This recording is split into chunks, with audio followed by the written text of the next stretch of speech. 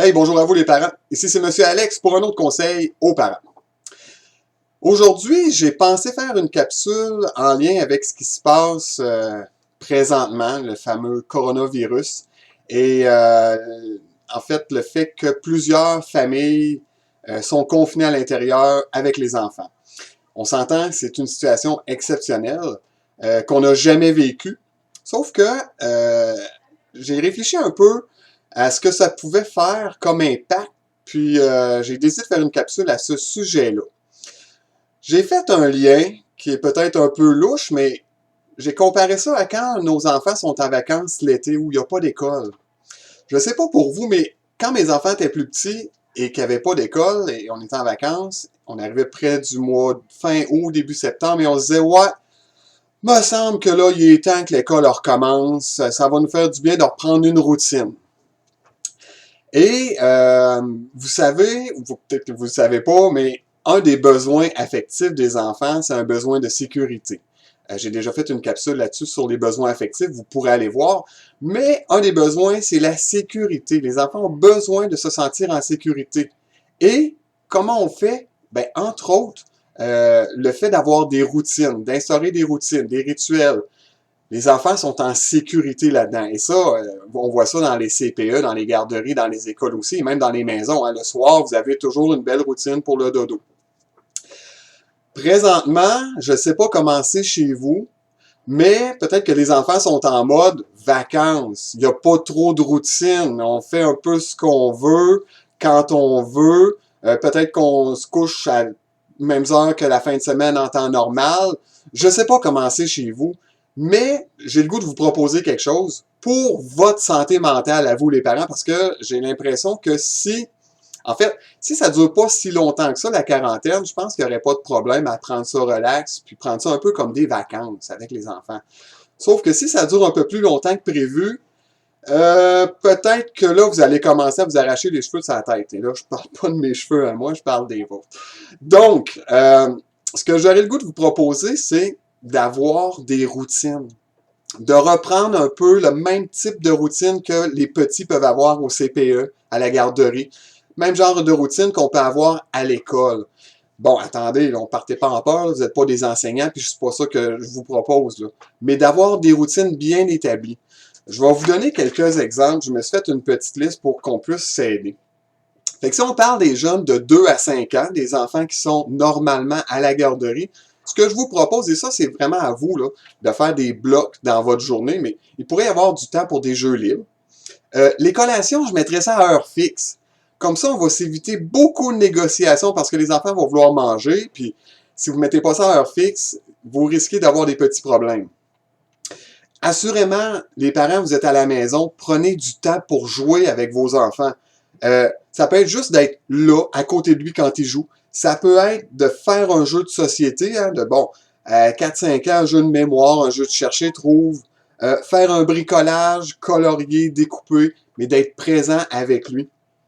S'il vous plaît, allez jouer dehors. Il y a encore de la neige, c'est le temps d'aller s'amuser. Allez jouer dehors. Prenez du temps pour jouer dehors. Prenez beaucoup de temps même pour jouer dehors. Pour ceux qui font des siestes normalement à la garderie ou au CPE, faites-leur faire une sieste. Ils en ont besoin parce que s'ils ne dorment pas, ils vont être fatigués. S'ils sont fatigués, ils sont impatients. Vont être crises. Et vous aussi, vous allez être impatients. Donc, ils ont besoin de se reposer. Et l'heure du coucher le soir, respectez-le. Respectez cette heure-là, c'est important pour vos enfants. Puis là, il faut faire une différence aussi entre la semaine et la fin de semaine. La fin de semaine, j'ai comme pas trop de problème à ce que vous soyez plus lousse. Mais la semaine, d'avoir une routine, en fait, l'idée là-dedans, c'est d'organiser vos enfants avant qu'ils vous organisent. OK? Pour les 6-12 ans, les jeunes qui sont à l'école ou primaire, c'est un peu le même principe. Hein? On va se garder du temps pour des jeux libres. Même chose, les collations à heure fixe. Les parents, prenez du temps avec vos enfants. Vous avez le temps de le faire. Monopoly, Scrabble, jouer au hockey dans le sous-sol. Amusez-vous. Pour les enfants d'âge scolaire, peut-être un petit point important, gardez-vous du temps pour faire des exercices papier et crayon. Un peu de français, un peu de mathématiques, de la lecture, faites de la lecture pour pas qu'ils perdent tout leur acquis. Je le sais que les enfants, ça ne les tenteront pas, là. Mais juste pour pas qu'ils perdent la main, faites-le faire des exercices qu'ils vont être capables de faire, qui vont être capables de faire ça, qui vont réussir facilement, qui vont être fiers de vous dire « Hey, papa, j'ai réussi, on peut-tu faire autre chose? » Mais je pense que c'est des bons petits réflexes qu'on peut garder. Jouer dehors, même chose. On joue dehors, on joue dehors, on joue dehors. Du temps d'écran. Bon, je sais, j'ai fait une capsule pour le temps d'écran de gérer. Je pense qu'on doit encore le gérer. Est-ce qu'on peut être un peu plus lousse parce que, bon, on vit des situations particulières? Oui. Mais en même temps, je pense qu'il faut gérer. Mais est-ce qu'il peut en avoir un peu plus que la normale? Oui, pourquoi pas. Pour encore nos grands de 6-12 ans sont capables de faire des tâches dans la maison. Ils peuvent nous aider comme parents. Que ce soit, bon, le ménage de leur chambre, passer la balayeuse dans le salon. Ils peuvent nous donner un coup de main dans nos tâches ménagères. Ça va être bon pour vous, ça va être bon pour eux. On s'entraide tout le monde ensemble.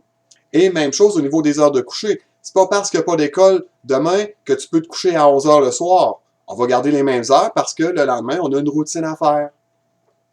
Pour nos grands ados, même principe. Bon, jeu libre, évidemment. Collation à heure fixe. Les ados, on le sait, ils ont souvent faim. Gérez ça parce qu'ils vont peut-être être toujours dans le garde-manger. Prenez du temps avec vos ados. C'est le temps. Vous avez le temps d'être là, puis ils sont pognés dans la maison avec vous autres. Intéressez-vous à ce qu'ils aiment faire. Ils écoutent un style de musique qui vous plaît pas tant, mais essayez donc d'aimer ça un peu. Jeux de société, en famille, c'est toujours le fun. Il y a des jeux que les ados vont préférer que d'autres. Demandez-leur leur avis. Mais l'idée, c'est d'être... On est ensemble dans la même maison. On peut-tu se côtoyer un petit peu? Au niveau de l'école, bon, encore là, c'est peut-être un peu plus difficile parce que, je sais pas vous, mais moi, ma fille qui est en secondaire 4, c'est sûr qu'elle est plus forte que moi dans ces matières, fait que je toucherai pas à ça. Par contre, ce que je pourrais demander à ma grande fille, c'est « Hey, t'as un groupe préféré, toi? Prends un ordinateur, fais une recherche sur ton groupe, fais un PowerPoint, puis présente-moi ton groupe de musique préféré. » Fait que, sans le savoir, la petite va faire une recherche, va travailler, tu sais, ça va lui donner une chance, puis une chance au niveau scolaire. Elle va faire des choses qui, normalement, on ne ferait pas à la maison, qu'on pourrait peut-être même faire à l'école, mais on la garde dans le bain de on s'intéresse, on s'informe, puis on parle des choses qu'on aime. Ça, c'est des choses que vous pouvez faire avec vos grands ados. Temps dehors, temps pour aller dehors. Bon, nos ados jouer dehors, c'est peut-être pas leur force, mais on peut aller prendre une marche.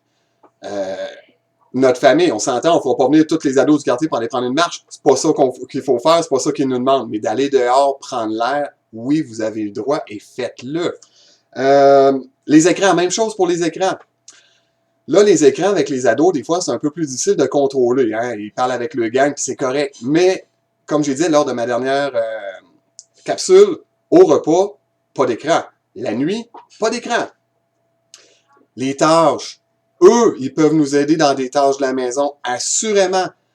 Il faut qu'ils nous aident. On est dans un temps où l'entraide est fort utile. On se sert de ça. Et encore une fois, au niveau des heures de coucher, oui, mon ado, je sais que tu veux pas te coucher, mais en même temps, d'avoir une hygiène de vie saine, d'avoir une heure de coucher raisonnable, ben, je pense que ça va être très positif pour tout le monde. Dernier point que j'aurais le goût de vous dire, c'est la fameuse TV. RDI, LCN, c'est intéressant. Je pense qu'on n'a pas le choix de suivre un petit peu l'actualité. Mais est-ce que la télé doit être 24 heures sur 24 à ces postes-là? Pas sûr. Peut-être que vous avez des enfants qui peuvent être anxieux, ou même vous-même être un peu anxieux de ce qui se passe à l'extérieur. Informez-vous, mais à un moment donné, fermez la télé puis passez à autre chose. On n'a pas de contrôle sur ce qui se passe. Donc, la télé, le moins possible. Informez-vous du minimum, point. Et voilà, c'est tout pour aujourd'hui. J'espère que vous allez apprécier. Si vous le faites, puis ça fonctionne bien, écrivez-moi des commentaires. J'aime ça vous lire. Je vous dis à la prochaine et surtout, prenez soin de vous.